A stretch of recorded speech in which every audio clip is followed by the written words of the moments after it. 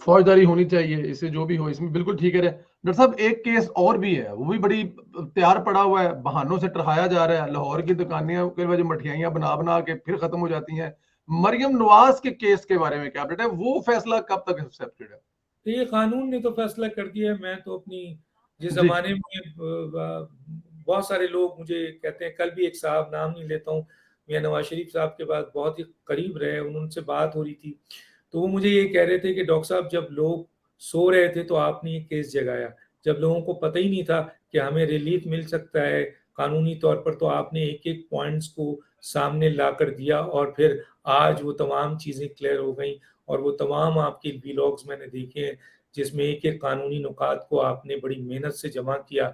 और पीएमएलएन पूरी तौर पर ये सोच चुकी थी कि अब मियां नवाज शरीफ नाअहल हो चुके हैं, अब वो नहीं आ सकते, मरियम नवाज साहिबा को सजा हो चुकी है, वो रिलीफ नहीं मिल सकता है।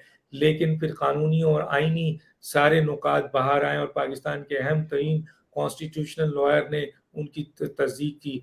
तो उसके बाद ये बात अब सामने आ चुकी है कि मियां मरियम नवाज साहिबा का केस कानूनी तौर पर जब इरफान कादिर ने हाथ में लिया, तो वो तमाम चीजें जो हमारे पॉइंट थे सामने जब जजेस के आए, तो फैसला तो हो चुका है कानून से, तो मरियम नवाज साहिबा बरी हो चुकी हैं, बस केस लटकाया जा रहा था। लेकिन अब नैब क्या गैर कानूनी अहकामात मानेगी? नहीं मानेगी।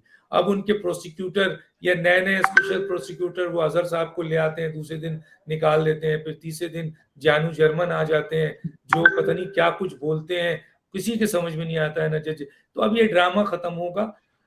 कानूनी तौर पर मरियम नवाज साहबा अपना केस जीत चुकी हैं और अदालती तौर पर फैसला आना है। मुझे पूरी उम्मीद है कि एक आख हेयरिंग के अंदर अंदर अब मरियम नवाज साहबा की जो बरीयत है, बाइज्जत बरी, वो कानून ने तो दे दिया है, अदालत भी दे देगी, और यकीनन ये एक बहुत बड़ी जीत होगी, न सिर्फ मरियम नवाज के लिए बल्कि नवाज शरीफ के लिए और उनकी पूरी पार्टी के लिए। उनकी पूरी पार्टी के लिए भी।